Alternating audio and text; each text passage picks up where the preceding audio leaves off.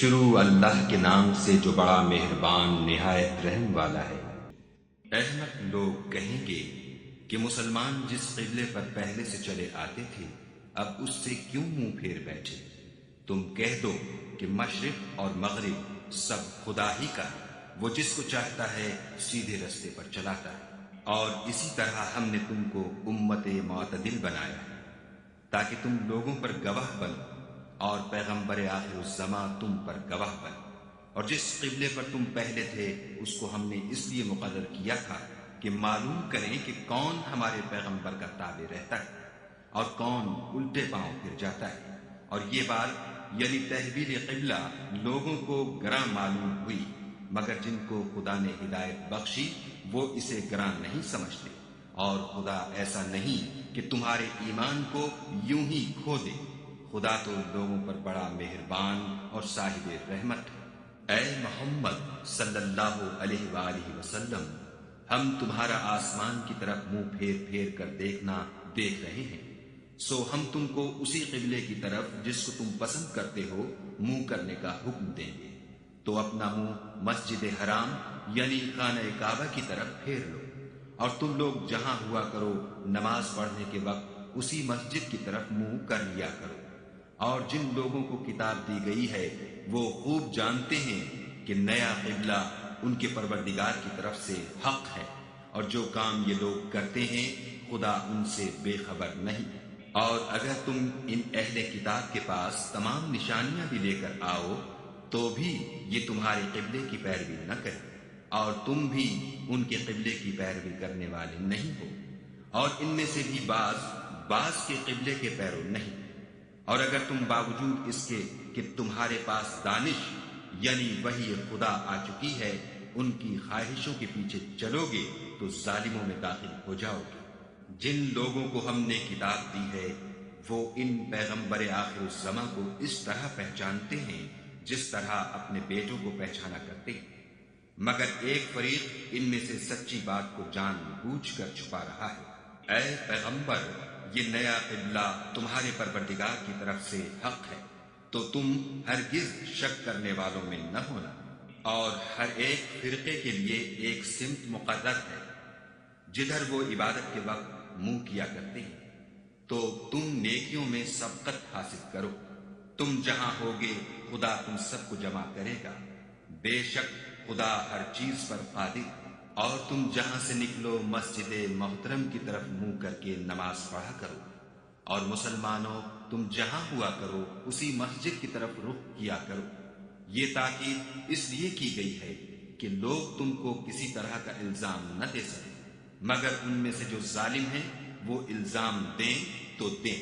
سو ان سے مت ڈرنا اور مجھے سے ڈرتے رہنا۔ اور یہ بھی مقصود ہے کہ میں تم کو اپنی تمام نعمتیں بخشوں، اور یہ بھی کہ تم راہ راست پر چلو۔ جس طرح من جملہ اور نعمتوں کے ہم نے تمہیں میں سے ایک رسول بھیجے ہیں جو تم کو ہماری آیتیں پڑھ پڑھ کے سناتے اور تمہیں پاک بناتے اور کتاب یعنی قرآن اور دانائی سکھاتے ہیں، اور ایسی باتیں بتاتے ہیں جو تم پہلے نہیں جانتے ہو۔ سو تم مجھے یاد کیا کرو، میں تمہیں یاد کیا کروں گا، اور میرا احسان مانتے رہنا اور ناشکری نہ کرنا۔ اے ایمان والو،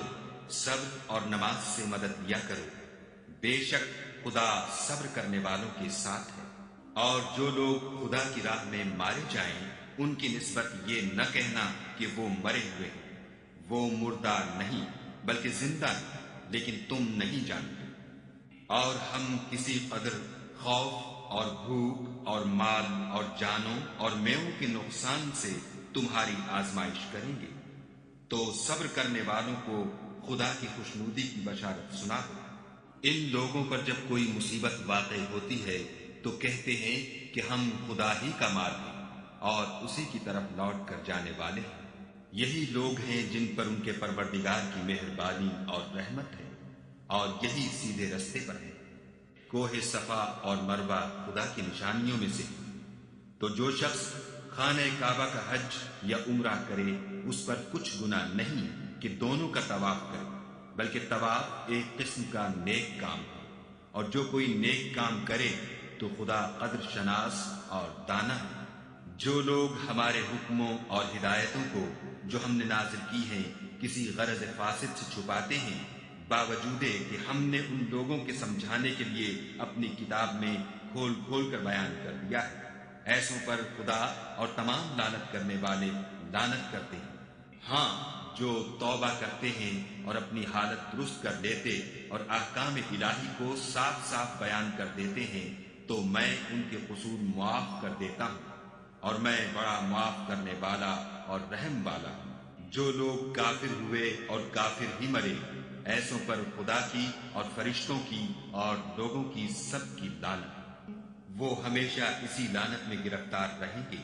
ان سے نہ تو عذاب ہلکا ہی کیا جائے گا اور نہ انہیں کچھ مہلت ملے گی۔ اور لوگو، تمہارا معبود خدائے واحد ہے، اس بڑے مہربان اور رحم والے کے سوا کوئی عبادت کے لائق نہیں۔ بے شک آسمانوں اور زمین کے پیدا کرنے میں اور رات اور دن کے ایک دوسرے کے پیچھے آنے جانے میں اور کشتیوں اور جہازوں میں جو دریا میں لوگوں کے فائدے کے لیے رواں ہیں، اور مہ میں جس کو خدا آسمان سے برساتا اور اس سے زمین کو مرنے کے بعد زندہ یعنی خشک ہوئے پیچھے سرسبز کر دیتا ہے، اور زمین پر ہر قسم کے جانور پھیلانے میں اور ہواؤں کے چلانے میں اور بادلوں میں جو آسمان اور زمین کے درمیان گھرے رہتے ہیں۔ عقل مندوں کے لیے خدا کی قدرت کی نشانیاں ہیں۔ اور بعض لوگ ایسے ہیں جو غیر خدا کو شریک خدا بناتے اور ان سے خدا کی سی محبت کرتے ہیں، لیکن جو ایمان والے ہیں وہ تو خدا ہی کے سب سے زیادہ دوست دار ہیں۔ اور اے کاش ظالم لوگ جو بات عذاب کے وقت دیکھیں گے اب دیکھ لیتے کہ سب طرح کی طاقت خدا ہی کو ہے، اور یہ کہ خدا سخت عذاب کرنے والا ہے۔ اس دن کفر کے پیشوا اپنے پیرووں سے بیزاری ظاہر کریں گے اور دونوں عذاب الہی دیکھ لیں گے اور ان کے آپس کے تعلقات منقطع ہو جائیں گے۔ یہ حال دیکھ کر پیروی کرنے والے حسرت سے کہیں گے کہ اے کاش ہمیں پھر دنیا میں جانا نصیب ہوتا کہ جس طرح یہ ہم سے بیزار ہو رہے ہیں اسی طرح ہم بھی ان سے بیزار ہیں۔ اس طرح خدا ان کے اعمال حسرت بنا کر دکھائے گا اور وہ دوزخ سے نکل نہیں سکیں گے۔ لوگو، جو چیزیں زمین میں حلال طیب ہیں وہ کھاؤ اور شیطان کے قدموں پر نہ چلو، وہ تمہارا کھلا دشمن ہے۔ وہ تم کو برائی اور بے حیائی ہی کے کام کرنے کو کہتا ہے، اور یہ بھی کہ خدا کی نسبت ایسی باتیں کہو جن کا تمہیں کچھ بھی علم نہیں۔ اور جب ان لوگوں سے کہا جاتا ہے کہ جو کتاب خدا نے نازل فرمائی ہے اس کی پیروی کرو تو کہتے ہیں نہیں، بلکہ ہم تو اسی چیز کی پیروی کریں گے جس پر ہم نے اپنے باپ دادا کو پایا۔ بھلا اگرچہ ان کے باپ دادا نہ کچھ سمجھتے ہوں اور نہ سیدھے رستے پر ہوں، تب بھی وہ انہی کی تقلید کیے جائیں گے۔ جو لوگ کافر ہیں ان کی مثال اس شخص کی سی ہے جو کسی ایسی چیز کو آواز دے جو پکار اور آواز کے سوا کچھ سن نہ سکے۔ یہ بہرے ہیں، گونگے ہیں، اندھے ہیں کہ کچھ سمجھ ہی نہیں سکتے۔ اے اہل ایمان، جو پاکیزہ چیزیں ہم نے تم کو عطا فرمائی ہیں ان کو کھاؤ، اور اگر خدا ہی کے بندے ہو تو اس کی نعمتوں کا شکر بھی ادا کرو۔ اس نے تم پر مرا ہوا جانور اور لہو اور سور کا گوشت اور جس چیز پر خدا کے سوا کسی اور کا نام پکارا جائے حرام کر دیا ہے۔ ہاں، جو ناچار ہو جائے بشرطے کہ خدا کی نافرمانی نہ کرے اور حد ضرورت سے باہر نہ نکل جائے، اس پر کچھ گناہ نہیں۔ بے شک خدا بخشنے والا اور رحم کرنے والا ہے۔ جو لوگ خدا کی کتاب سے ان آیتوں اور ہدایتوں کو جو اس نے نازل فرمائی ہیں چھپاتے اور ان کے بدلے تھوڑی سی قیمت یعنی دنیاوی منفعت حاصل کرتے ہیں، وہ اپنے پیٹوں میں محض آگ بھرتے ہیں۔ ایسے لوگوں سے خدا قیامت کے دن نہ کلام کرے گا اور نہ ان کو گناہوں سے پاک کرے گا، اور ان کے لیے دکھ دینے والا عذاب ہے۔ یہ وہ لوگ ہیں جنہوں نے ہدایت چھوڑ کر گمراہی اور بخشش چھوڑ کر عذاب خریدا۔ یہ آتش جہنم کی کیسی برداشت کرنے والے ہیں۔ یہ اس لیے کہ خدا نے کتاب سچائی کے ساتھ نازل فرمائی، اور جن لوگوں نے اس کتاب میں اختلاف کیا وہ ضد میں آ کر نیکی سے دور ہو گئے۔ نیکی یہی نہیں کہ تم مشرق یا مغرب کو قبلہ سمجھ کر ان کی طرف منہ کر لو، بلکہ نیکی یہ ہے کہ لوگ خدا پر اور روز آخرت پر اور فرشتوں پر اور خدا کی کتاب پر اور پیغمبروں پر ایمان لائیں اور مال باوجود عزیز رکھنے کے رشتہ داروں اور یتیموں اور محتاجوں اور مسافروں اور مانگنے والوں کو دیں، اور گردنوں کے چھڑانے میں خرچ کریں، اور نماز پڑھیں اور زکوٰۃ دیں، اور جب عہد کر لیں تو اس کو پورا کریں، اور سختی اور تکلیف میں اور مارکہ کارزار کے وقت ثابت قدم رہیں۔ یہی لوگ ہیں جو ایمان میں سچے ہیں، اور یہی ہیں جو خدا سے ڈرنے والے ہیں۔ مومنو، تم کو مقتولوں کے بارے میں قصاص یعنی خون کے بدلے خون کا حکم دیا جاتا ہے، اس طرح پر کہ آزاد کے بدلے آزاد مارا جائے، اور غلام کے بدلے غلام، اور عورت کے بدلے عورت، اور اگر قاتل کو اس کے مقتول بھائی کے قصاص میں سے کچھ معاف کر دیا جائے تو وارث مقتول کو پسندیدہ طریق سے قرارداد کی پیروی یعنی مطالبہ خون بہا کرنا اور قاتل کو خوش خوئی کے ساتھ ادا کرنا چاہیے۔ یہ پروردگار کی طرف سے تمہارے لیے آسانی اور مہربانی ہے، جو اس کے بعد زیادتی کرے اس کے لیے دکھ کا عذاب ہے۔ اور اے اہل عقل، حکم قصاص میں تمہاری زندگانی ہے کہ تم قتل و خون ریزی سے بچو۔ تم پر فرض کیا جاتا ہے کہ جب تم میں سے کسی کو موت کا وقت آ جائے تو اگر وہ کچھ مال چھوڑ جانے والا ہو تو ماں باپ اور رشتہ داروں کے لیے دستور کے مطابق وصیت کر جائے۔ خدا سے ڈرنے والوں پر یہ ایک حق ہے۔ جو شخص وصیت کو سننے کے بعد بدل ڈالے تو اس کے بدلنے کا گناہ انہی لوگوں پر ہے جو اس کو بدلے، اور بے شک خدا سنتا جانتا ہے۔ اگر کسی کو وصیت کرنے والے کی طرف سے کسی وارث کی طرف داری یا حق تلفی کا اندیشہ ہو تو اگر وہ وصیت کو بدل کر وارثوں میں صلح کرا دے تو اس پر کچھ گناہ نہیں، بے شک خدا بخشنے والا اور رحم والا ہے۔ مومنو، تم پر روزے فرض کیے گئے ہیں جس طرح تم سے پہلے لوگوں پر فرض کیے گئے تھے تاکہ تم پرہیزگار بنو۔ روزوں کے دن گنتی کے چند روز ہیں، تو جو شخص تم میں سے بیمار ہو یا سفر میں ہو تو دوسرے دنوں میں روزوں کا شمار پورا کر لے، اور جو لوگ روزہ رکھنے کی طاقت رکھیں لیکن رکھیں نہیں وہ روزے کے بدلے محتاج کو کھانا کھلا دیں، اور جو کوئی شوق سے نیکی کرے تو اس کے حق میں زیادہ اچھا ہے، اور اگر سمجھو تو روزہ رکھنا ہی تمہارے حق میں بہتر ہے۔ روزوں کا مہینہ رمضان کا مہینہ ہے جس میں قرآن اول نازل ہوا، جو لوگوں کا رہنما ہے اور جس میں ہدایت کی کھلی نشانیاں ہیں، اور جو حق و باطل کو الگ الگ کرنے والا ہے۔ تو جو کوئی تم میں سے اس مہینے میں موجود ہو چاہیے کہ پورے مہینے کے روزے رکھے، اور جو بیمار ہو یا سفر میں ہو تو دوسرے دنوں میں رکھ کر ان کا شمار پورا کر لے۔ خدا تمہارے حق میں آسانی چاہتا ہے اور سختی نہیں چاہتا، اور یہ آسانی کا حکم اس لیے دیا گیا ہے کہ تم روزوں کا شمار پورا کر لو، اور اس احسان کے بدلے کہ خدا نے تم کو ہدایت بخشی ہے تم اس کو بزرگی سے یاد کرو اور اس کا شکر کرو۔ اور اے پیغمبر، جب تم سے میرے بندے میرے بارے میں دریافت کریں تو کہہ دو کہ میں تو تمہارے پاس ہوں، جب کوئی پکارنے والا مجھے پکارتا ہے تو میں اس کی دعا قبول کرتا ہوں۔ تو ان کو چاہیے کہ میرے حکموں کو مانیں اور مجھ پر ایمان لائیں تاکہ نیک رستہ پائیں۔ روزوں کی راتوں میں تمہارے لیے اپنی عورتوں کے پاس جانا جائز کر دیا گیا ہے، وہ تمہاری پوشاک ہیں اور تم ان کی پوشاک ہو۔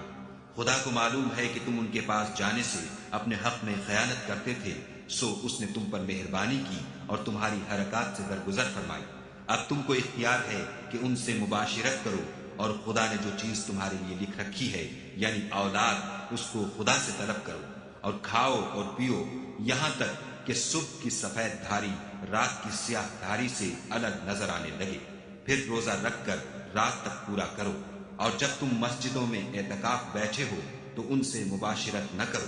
یہ خدا کی حدیں ہیں، ان کے پاس نہ جانا۔ اسی طرح خدا اپنی آیتیں لوگوں کے سمجھانے کے لیے کھول کھول کر بیان فرماتا ہے تاکہ وہ پرہیزگار بنے۔ اور ایک دوسرے کا مال ناحق نہ کھاؤ، اور نہ اس کو رشوتاً حاکموں کے پاس پہنچاؤ، تاکہ لوگوں کے مال کا کچھ حصہ ناجائز طور پر نہ کھا جاؤ، اور اسے تم جانتے بھی ہو۔ اے محمد صلی اللہ علیہ وآلہ وسلم،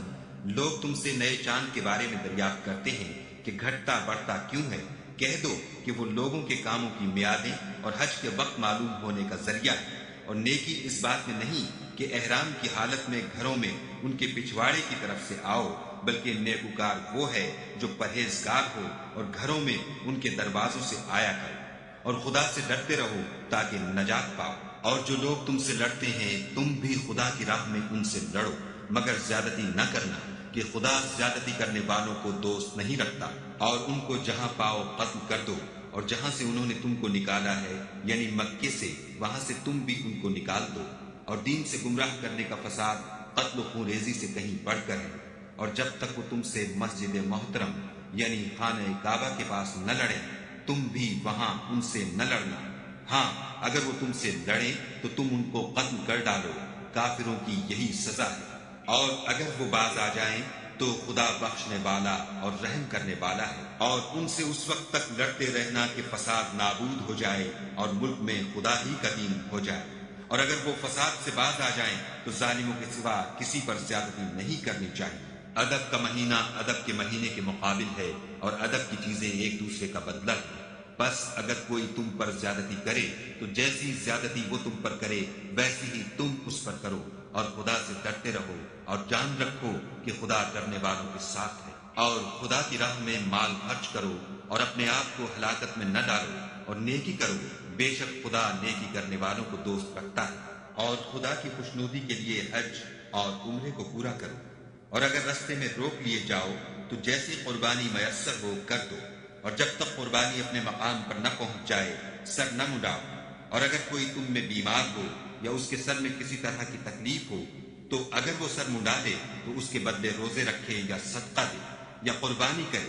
پھر جب تکلیف دور ہو کر تم مطمئن ہو جاؤ تو جو تم میں حج کے وقت تک عمرے سے فائدہ اٹھانا چاہے وہ جیسی قربانی میسر ہو کرے، اور جس کو قربانی نہ ملے وہ 3 روزے ایام حج میں رکھے، اور 7 جب واپس ہو، یہ پورے 10 ہوئے۔ یہ حکم اس شخص کے لیے ہے جس کے اہل و عیال مکے میں نہ رہتے ہوں، اور خدا سے ڈرتے رہو اور جان رکھو کہ خدا سخت عذاب دینے والا ہے۔ حج کے مہینے معین ہیں جو معلوم ہیں، تو جو شخص ان مہینوں میں حج کی نیت کر لے تو حج کے دنوں میں نہ عورتوں سے اختلاط کرے، نہ کوئی برا کام کرے، اور نہ کسی سے جھگڑے، اور جو نیک کام تم کرو گے وہ خدا کو معلوم ہو جائے گا۔ اور زاد راہ یعنی رستے کا خرچ ساتھ لے جاؤ، کیونکہ بہتر فائدہ زاد راہ کا پرہیزگاری ہے۔ اور اے اہل عقل مجھ سے ڈرتے رہو، اس کا تمہیں کچھ گناہ نہیں کہ حج کے دنوں میں بذریعہ تجارت اپنے پروردگار سے روزی طلب کرو، اور جب عرفات سے واپس ہونے لگو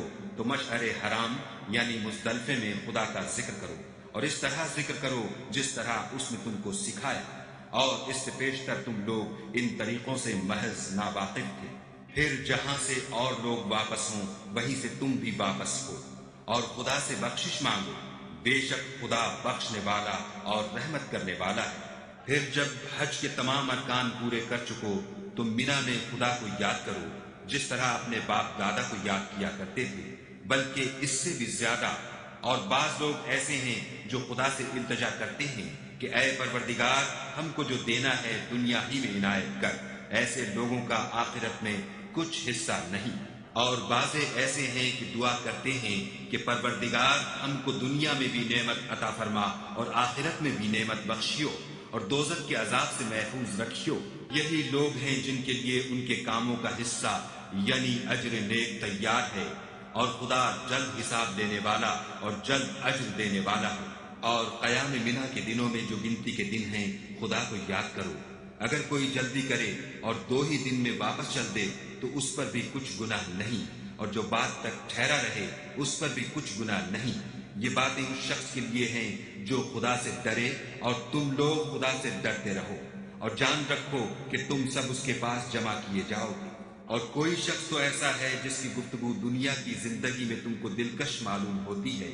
اور وہ اپنے معافی الضمیر پر خدا کو گواہ بناتا ہے، حالانکہ وہ سخت جھگڑالو ہے، اور جب پیٹھ پھیر کر چلا جاتا ہے تو زمین میں دوڑتا پھرتا ہے تاکہ اس میں فتنہ انگیزی کرے اور کھیتی کو برباد اور انسانوں اور حیوانوں کی نسل کو نابود کر دے، اور خدا فتنہ انگیزی کو پسند نہیں کرتا۔ اور جب اس سے کہا جاتا ہے کہ خدا سے خوف کر تو غرور اس کو گناہ میں پھنسا دیتا ہے، سو ایسے کو جہنم سزاوار ہے،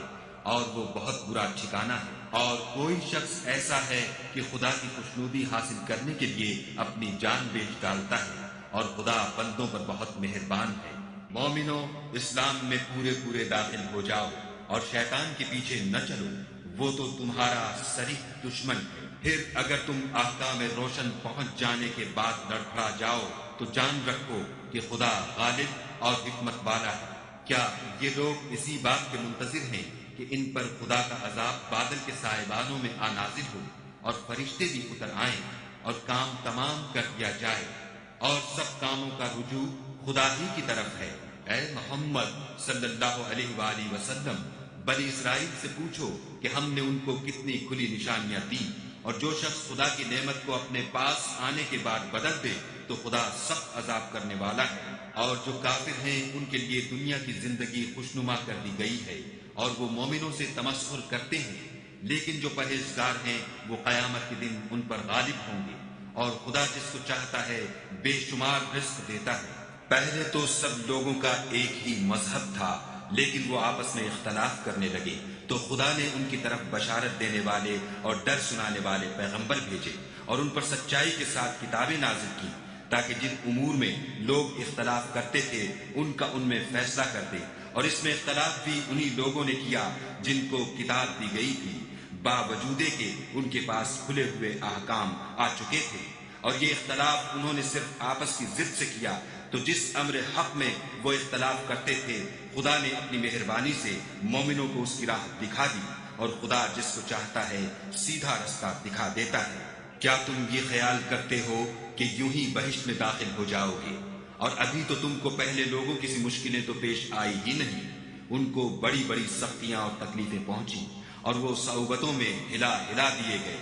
یہاں تک کہ پیغمبر اور مومن لوگ جو ان کے ساتھ تھے سب پکار اٹھے کہ کب خدا کی مدد آئے گی۔ دیکھو خدا کی مدد ان قریب آیا چاہتی ہے۔ اے محمد صلی اللہ علیہ وآلہ وسلم، لوگ تم سے پوچھتے ہیں کہ خدا کی راہ میں کس طرح کا مال خرچ کریں۔ کہہ دو کہ جو چاہو خرچ کرو، لیکن جو مال خرچ کرنا چاہو وہ درجہ بدرجہ اہل استحقاق یعنی ماں باپ کو، اور قریب کے رشتہ داروں کو، اور یتیموں کو، اور محتاجوں کو، اور مسافروں کو، سب کو دو، اور جو بھلائی تم کرو گے خدا اس کو جانتا ہے۔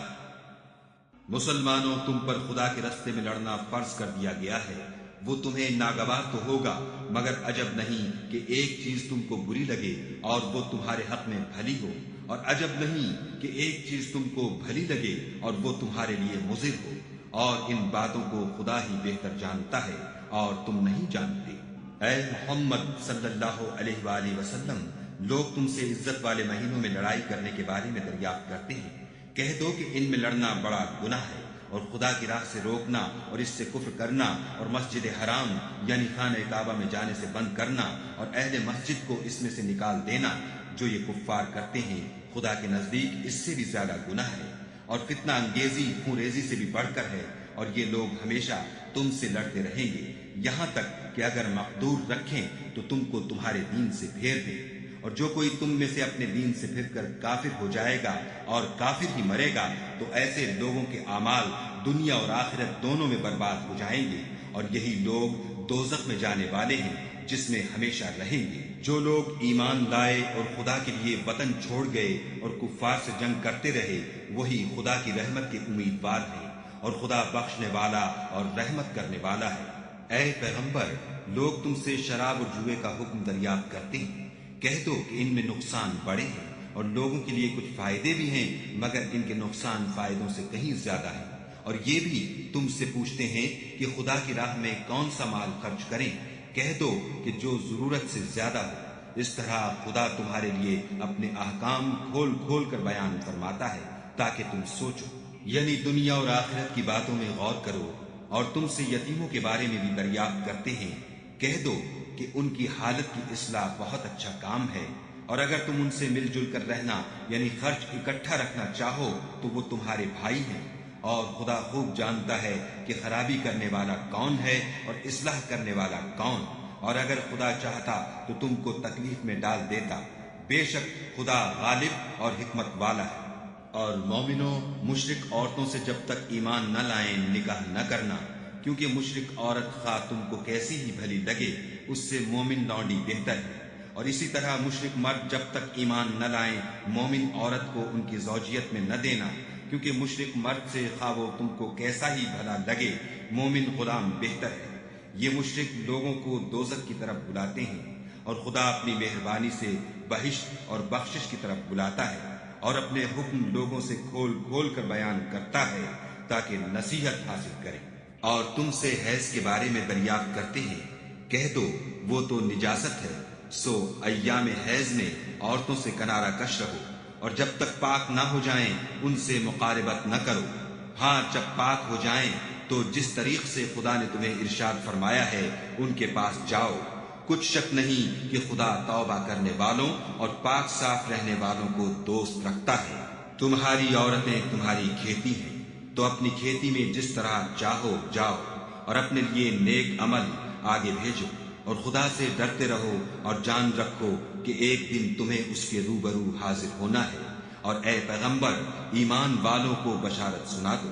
اور خدا کے نام کو اس بات کا ہیلا نہ بنانا کہ اس کی قسمیں کھا کھا کر سلوک کرنے اور پرہیزگاری کرنے اور لوگوں میں صلح و سازگاری کرانے سے رک جاؤ، اور خدا سب کچھ سنتا اور جانتا ہے۔ خدا تمہاری لغو قسموں پر تم سے مواخذہ نہیں کرے گا، لیکن جو قسمیں تم قصد دلی سے کھاؤ گے ان پر مواخذہ کرے گا، اور خدا بخشنے والا بردبار ہے۔ جو لوگ اپنی عورتوں کے پاس جانے کی قسم کھا لیں ان کو 4 مہینے انتظار کرنا چاہیے۔ اگر اس عرصے میں قسم سے رجوع کر لیں تو خدا بخشنے والا مہربان ہے، اور اگر طلاق کا ارادہ کر لیں تو بھی خدا سنتا اور جانتا ہے۔ اور طلاق والی عورتیں 3 حیض تک اپنے تئیں روکے رہیں، اور اگر وہ خدا اور روز قیامت پر ایمان رکھتی ہیں تو ان کو جائز نہیں کہ خدا نے جو کچھ ان کے شکم میں پیدا کیا ہے اس کو چھپائیں، اور ان کے خامند اگر پھر موافقت چاہیں تو اس مدت میں وہ ان کو اپنی زوجیت میں لے لینے کے زیادہ حقدار ہیں۔ اور عورتوں کا حق مردوں پر ویسا ہی ہے جیسے دستور کے مطابق مردوں کا حق عورتوں پر ہے، البتہ مردوں کو عورتوں پر فضیلت ہے، اور خدا غالب اور صاحب حکمت ہے۔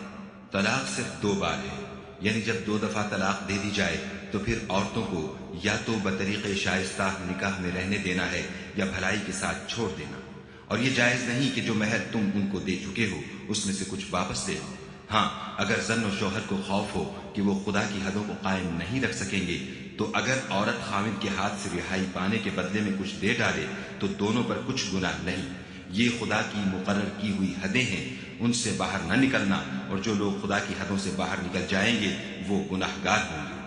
پھر اگر شوہر 2 طلاقوں کے بعد تیسری طلاق عورت کو دے دے تو اس کے بعد جب تک عورت کسی دوسرے شخص سے نکاح نہ کر لے اس سے پہلے شوہر پر حلال نہ ہوگی۔ ہاں اگر دوسرا خامند بھی طلاق دے دے اور عورت اور پہلا خامند پھر ایک دوسرے کی طرف رجوع کر لیں تو ان پر کچھ گناہ نہیں، بشرطے کہ دونوں یقین کریں کہ خدا کی حدوں کو قائم رکھ سکیں گے، اور یہ خدا کی حدیں ہیں، ان کو وہ ان لوگوں کے لیے بیان فرماتا ہے جو دانش رکھتے ہیں۔ اور جب تم عورتوں کو 2 دفعہ طلاق دے چکو اور ان کی عدت پوری ہو جائے تو انہیں یا تو حسن سلوک سے نکاح میں رہنے دو یا بطریق شائستہ رخصت کر دو، اور اس نیت سے ان کو نکاح میں نہ رہنے دینا چاہیے کہ انہیں تکلیف دو اور ان پر زیادتی کرو، اور جو ایسا کرے گا وہ اپنا ہی نقصان کرے گا، اور خدا کے احکام کو ہنسی اور کھیل نہ بناؤ۔ اور خدا نے تم کو جو نعمتیں بخشی ہیں اور تم پر جو کتاب اور دانائی کی باتیں نازل کی ہیں جن سے وہ تمہیں نصیحت فرماتا ہے ان کو یاد کرو، اور خدا سے ڈرتے رہو، اور جان رکھو کہ خدا ہر چیز سے واقف ہے۔ اور جب تم عورتوں کو طلاق دے چکو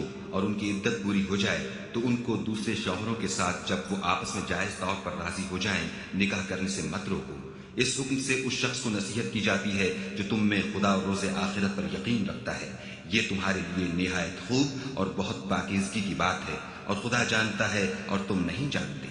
اور مائیں اپنے بچوں کو پورے 2 سال دودھ پلائیں، یہ حکم اس شخص کے لیے ہے جو پوری مدت تک دودھ پلوانا چاہے، اور دودھ پلانے والی ماؤں کا کھانا اور کپڑا دستور کے مطابق باپ کے ذمے ہوگا۔ کسی شخص کو اس کی طاقت سے زیادہ تکلیف نہیں دی جاتی، تو یاد رکھو کہ نہ تو ماں کو اس کے بچے کے سبب نقصان پہنچایا جائے اور نہ باپ کو اس کی اولاد کی وجہ سے نقصان پہنچایا جائے، اور اسی طرح نان نفقہ بچے کے وارث کے ذمے ہے۔ اور اگر دونوں یعنی ماں باپ آپس کی رضامندی اور صلاح سے بچے کا دودھ چھڑانا چاہیں تو ان پر کچھ گناہ نہیں، اور اگر تم اپنی اولاد کو دودھ پلوانا چاہو تو تم پر کچھ گناہ نہیں، بشرطے کہ تم دودھ پلانے والیوں کو دستور کے مطابق ان کا حق جو تم نے دینا کیا تھا دے دو، اور خدا سے ڈرتے رہو، اور جان رکھو کہ جو کچھ تم کرتے ہو خدا اس کو دیکھ رہا ہے۔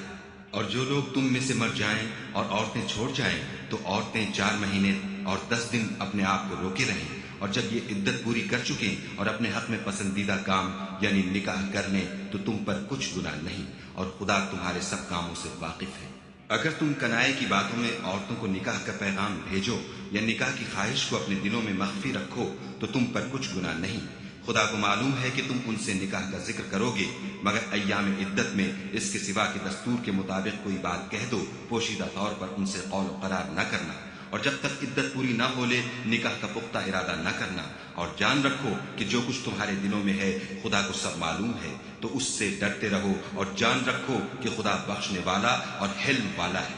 اور اگر تم عورتوں کو ان کے پاس جانے یا ان کا مہر مقرر کرنے سے پہلے طلاق دے دو تو تم پر کچھ گناہ نہیں، ہاں ان کو دستور کے مطابق کچھ خرچ ضرور دو، یعنی مقدور والا اپنے مقدور کے مطابق دے اور تنگ دست اپنی حیثیت کے مطابق۔ نیک لوگوں پر یہ ایک طرح کا حق ہے۔ اور اگر تم عورتوں کو ان کے پاس جانے سے پہلے طلاق دے دو لیکن مہر مقرر کر چکے ہو تو آدھا مہر دینا ہوگا۔ ہاں اگر عورتیں مہر بخش دیں یا مرد جن کے ہاتھ میں عقد نکاح ہے اپنا حق چھوڑ دیں اور پورا مہر دے دیں تو ان کو اختیار ہے۔ اور اگر تم مرد لوگ ہی اپنا حق چھوڑ دو تو یہ پرہیزگاری کی بات ہے، اور آپس میں بھلائی کرنے کو فراموش نہ کرنا، کچھ شک نہیں کہ خدا تمہارے سب کاموں کو دیکھ رہا ہے۔ مسلمانوں، سب نمازیں خصوصاً بیچ کی نماز یعنی نماز عصر پورے التزام کے ساتھ ادا کرتے رہو، اور خدا کے آگے ادب سے کھڑے رہا کرو۔ اگر تم خوف کی حالت میں ہو تو پیادے یا سوار جس حال میں ہو نماز پڑھ لو، پھر جب امن و اطمینان ہو جائے تو جس طریق سے خدا نے تم کو سکھایا ہے جو تم پہلے نہیں جانتے تھے خدا کو یاد کیا کرو۔ اور جو لوگ تم میں سے مر جائیں اور عورتیں چھوڑ جائیں وہ اپنی عورتوں کے حق میں وصیت کر جائیں کہ ان کو 1 سال تک خرچ دیا جائے اور گھر سے نہ نکالی جائے۔ ہاں اگر وہ خود گھر سے چلی جائیں اور اپنے حق میں پسندیدہ کام یعنی نکاح کر لیں تو تم پر کچھ گناہ نہیں، اور خدا زبردست حکمت والا ہے۔ اور مطلقہ عورتوں کو بھی دستور کے مطابق نان و نفقہ دینا چاہیے، پرہیزگاروں پر یہ بھی حق ہے۔ اسی طرح خدا اپنے احکام تمہارے لیے بیان فرماتا ہے تاکہ تم سمجھو۔ بھلا تم نے ان لوگوں کو نہیں دیکھا جو شمار میں ہزاروں ہی تھے اور موت کے ڈر سے اپنے گھروں سے نکل بھاگے تھے، تو خدا نے ان کو حکم دیا کہ مر جاؤ، پھر ان کو زندہ بھی کر دیا۔ کچھ شک نہیں کہ خدا لوگوں پر مہربانی رکھتا ہے، لیکن اکثر لوگ شکر نہیں کرتے۔ اور مسلمانوں، خدا کی راہ میں جہاد کرو اور جان رکھو کہ خدا سب کچھ سنتا اور سب کچھ جانتا ہے۔ کوئی ہے کہ خدا کو قرض حسنہ دے کہ وہ اس کے بدلے اس کو کئی حصے زیادہ دے گا،